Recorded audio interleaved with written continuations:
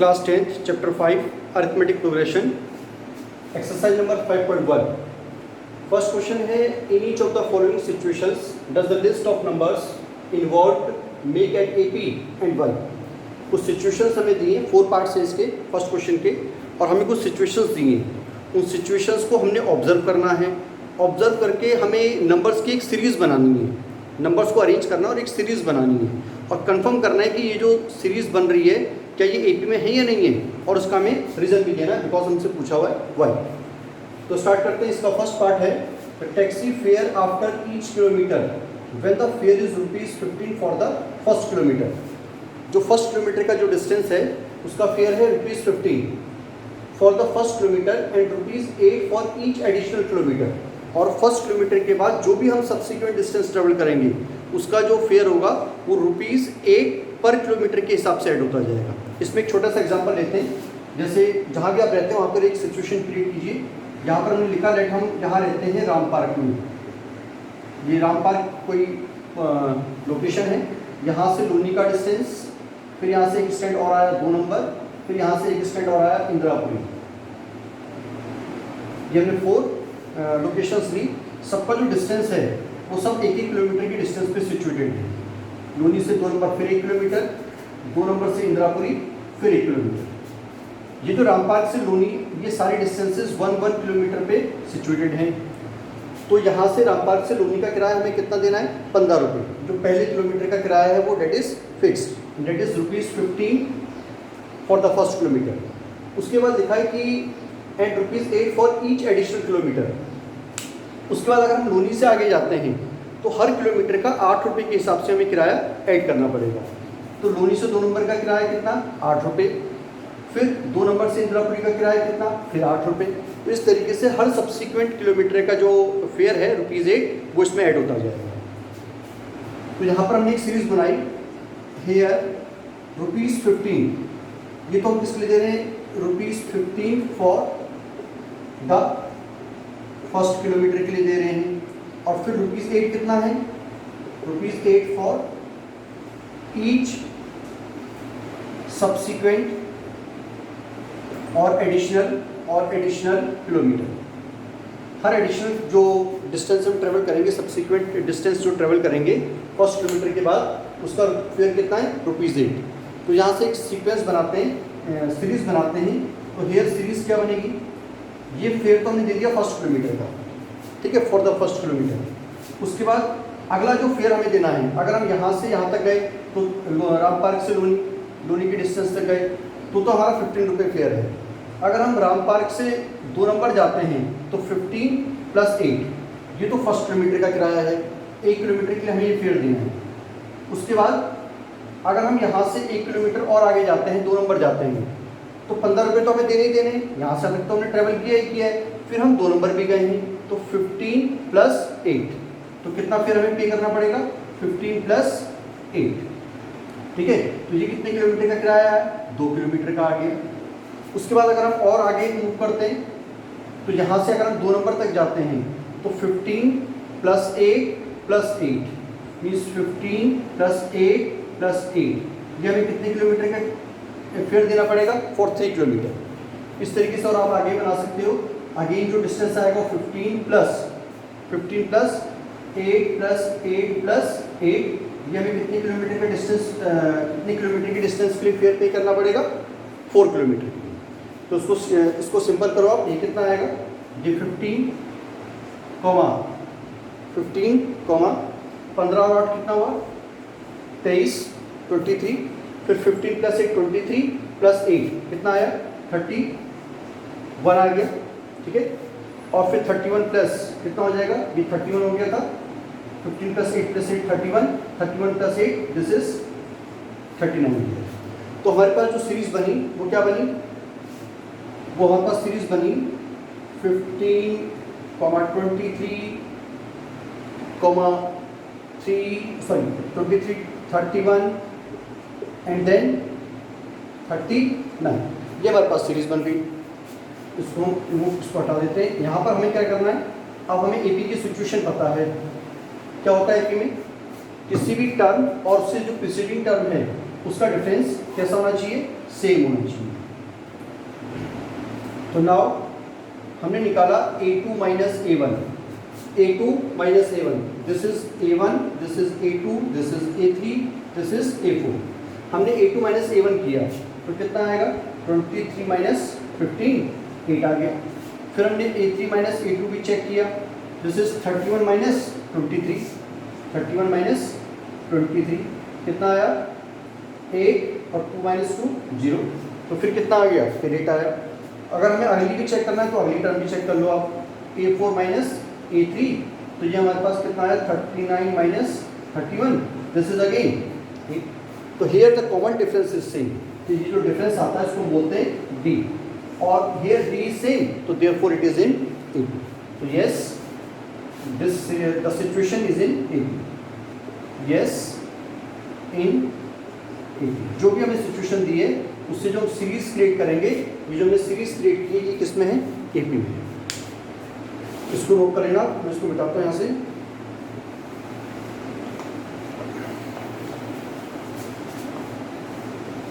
इसका second part है the amount of air present in a cylinder when a vacuum pump removes 1/4 of the air remaining in the cylinder at a time. किसी भी time पे जो air उसमें present है cylinder में, उसमें से उसकी 1/4 एयर को रिमूव कर दिया जाता है with the help of vacuum pump. और उसके बाद जो एयर बची है, एक बार हमने क्या किया, जो एयर थी उसमें से 1/4 निकाल दिया, अब जो बची है उसका फिर 1/4 निकाल रहे हैं, फिर जो बची है फिर उसका 1/4 निकाल रहे हैं। तो इसको हमने क्या करना है, एक सीरीज में कन्वर्ट करना है। तो लेट हमने क्या एज्यूम किया, let initially the amount of air in cylinder, हमने सिलेंडर में शुरुआत में कितनी एयर लेट कर ली, x, ठीक है। यूनिट हम यूज नहीं कर रहे हैं इसमें, लीटर भी हो सकता है और ग्राम में भी हो सकती है, जो भी यूनिट हो, बाकी हमने x लिख लिया।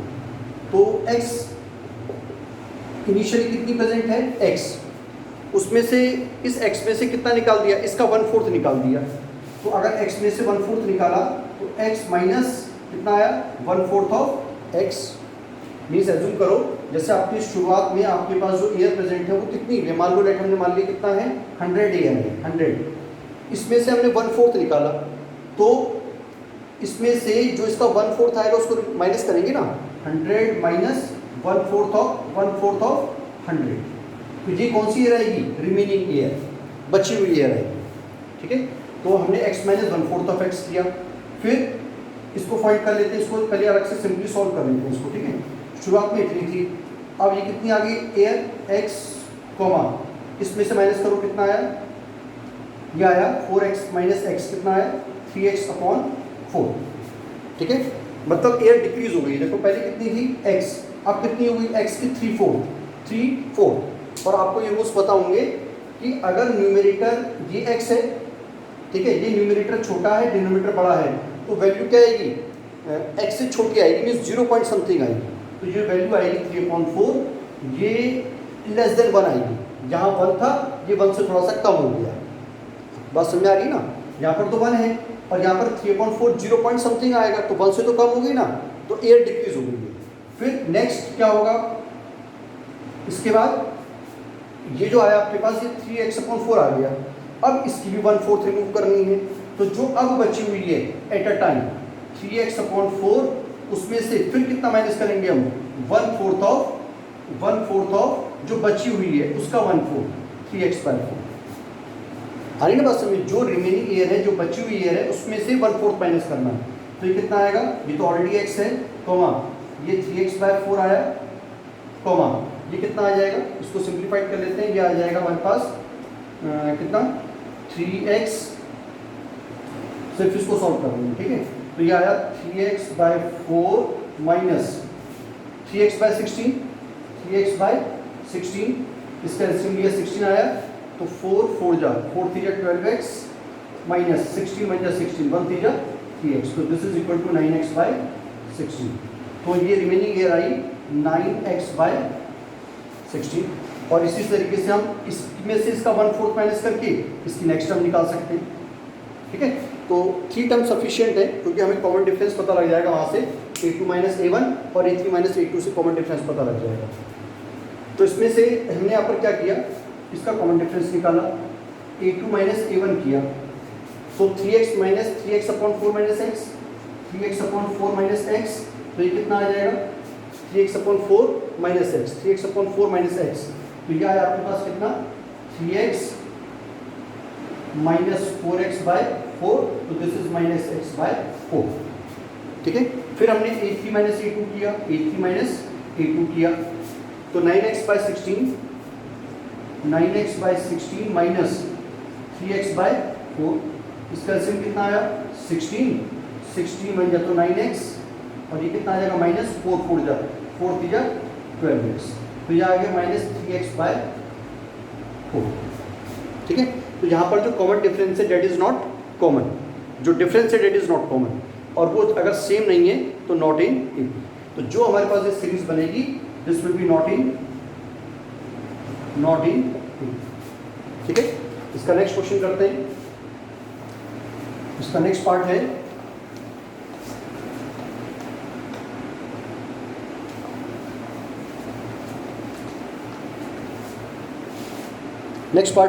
The cost of digging a well after every metre of digging. हमें क्या फाइंड करना है इस पार्ट में, the cost of digging a well after every metre, digging a well after every meter of digging when it costs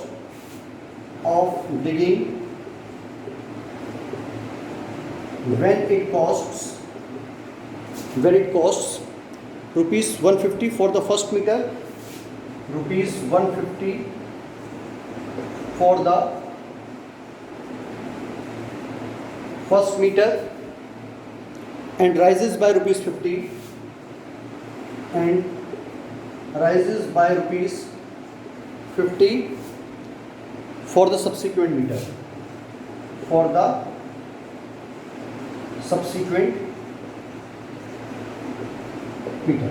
The cost of digging a well after every meter of digging where it costs rupees 150 for the first meter। हमने एक well को डिग करना है, और well को डिग करने में जो फर्स्ट 1 मीटर की जो डिगिंग होती है, 1 मीटर जब वेल को डिग किया जाता है तो उसके लिए कॉस्ट लिखती है रुपीज़ 150, और फिर उसके बाद end raises rupees 50 for the subsequent metre.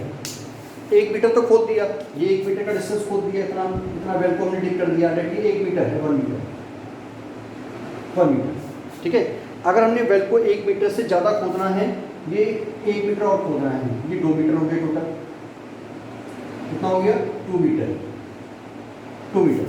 तो यहाँ पर इसकी जो कॉस्ट लगेगी वो तो लगेगी, फर्स्ट मीटर की डिगिंग की कॉस्ट है 150 रुपीज़ 150, और फिर दूसरा मीटर और खोदना है तो 150 प्लस 50, 150 तो ऑलरेडी है ही, अब अगला मीटर जो और हम उसको डिग करेंगे उसके लिए केवल रुपीज़ 50। तो इट मीन्स थर्ड वाले के लिए कितनी लगेगी, इसके लिए ओनली 50, और अगले 1 मीटर के लिए फिर कितनी कॉस्ट लगेगी, फिर 50 लगेगी। मीन्स अगर हम उसको सीरीज में कन्वर्ट करते हैं तो हेयर 150 रुपीज़ तो फर्स्ट मीटर की है ही, और अगर आपको सेकंड मीटर भी खोदना है तो फर्स्ट मीटर तो खुदेगा ही खुदेगा ना, उसी के बाद तो सेकंड मीटर खुदेगा, तो उसकी कितनी कॉस्ट हो जाएगी, ये हो जाएगी 150 प्लस 50।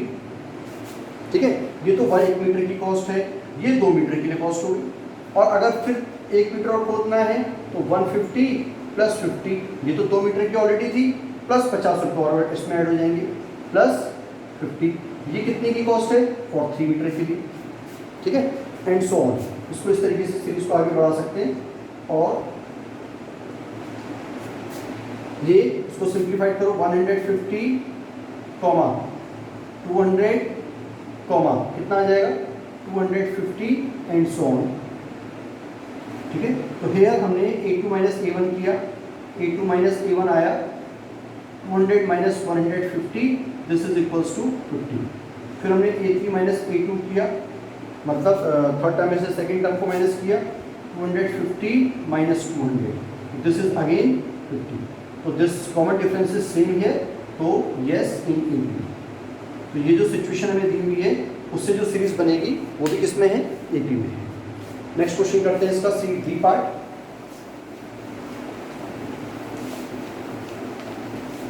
नेक्स्ट पार्ट है the amount of money in the account every year. D part है, हमें क्या फाइंड करना है, the amount of money in the account, money in the account every year, account every year when rupees 10,000 is deposited, when rupees 10,000 is deposited at compound interest at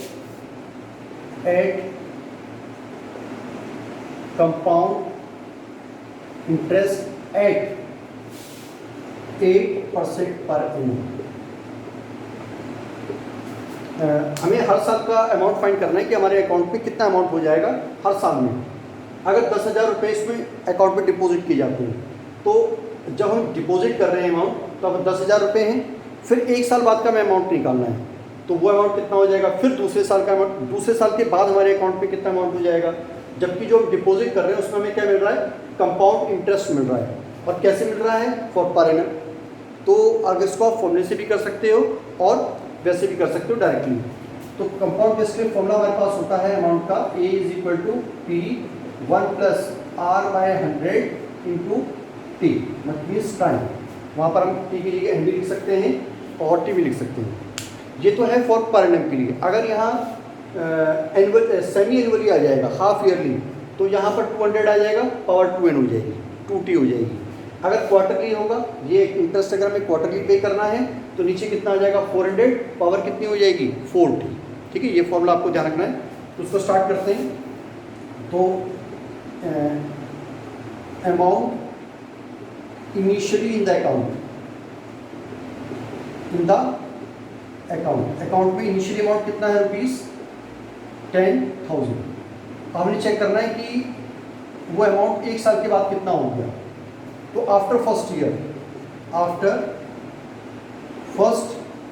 year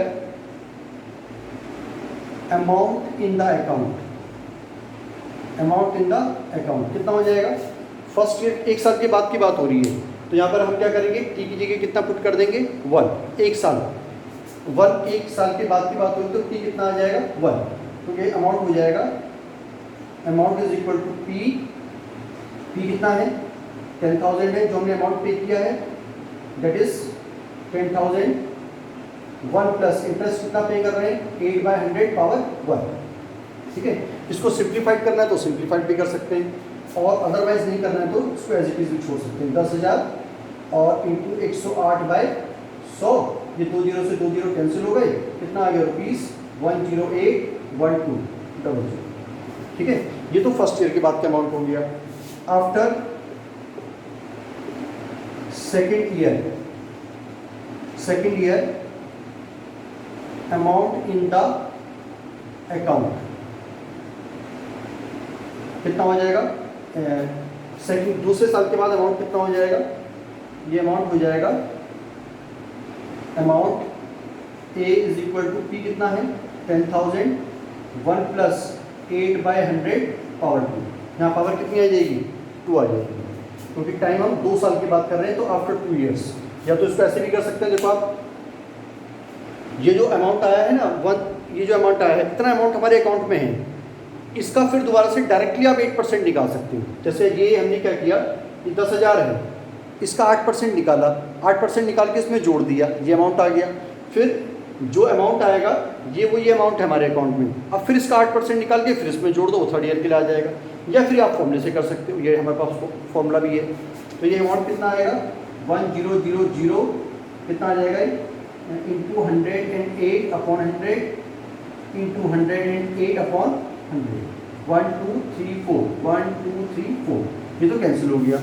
108 को अगर 108 से divide करें तो कितना आएगा, 108 into 108, 64 का 4 करें 6, या 8006 हो गया, 8 1 8 हो गया, 1 2 3 हो गया, और ये 1 8 जाएगी, 1 0 0 1 1 1, या 4 6 8 8 16 + 6 कैरी 1 1 1, ये आया 11,664 रुपये। 11,664, ठीक है। तो इसकी सीरीज बना लेते हैं। इसकी सीरीज बनी कितनी, यार ये सीरीज आई, पहले 10,000 रुपये थे, फिर कितने हो गए 10,800, अगले साल एक साल के बाद वो अमाउंट हो गया 10,800 रुपये, फिर 2 साल के बाद वो अमाउंट हो गया 11,664 रुपये, ठीक है। ये अमाउंट बढ़ता जा रहा है, तो एंड सो ऑन, इसमें बाकी की टर्म्स पे आएगी। अब इसमें सर ने क्या किया, A2 - A1 किया, A2 - A1 तो आया 10800 -1000 10,000, तो ये कितना आ जाएगा, 10,800 में से 10,000 को माइनस कर दो, कितना बचा, ओनली ₹800 बच गया, ठीक है। 10,800 में से उसको माइनस करो। फिर हमने क्या किया, A3 - A2 भी करके देखा, तो 11664 में से कितना माइनस करना हमने, 10800, तो ये आ जाएगा रुपीज़, कितना आ जाएगा, 4 - 0 कितना है, 4 6 - 0 इज 6, और फिर 6 16 - 8 इज 8, यहाँ पर कितना बचा, 0 0 - 0 इज 0 अगेन, और 1 - 0 इज 0, तो यार ₹864। तो देयरफॉर देखा ना आपको, देयरफॉर नॉट इन रupee, because the difference is not common, जो डिफरेंस है वो सेम। नेक्स्ट वीडियो में नेक्स्ट इसके जो क्वेश्चन हैं उनको करें। Thank you.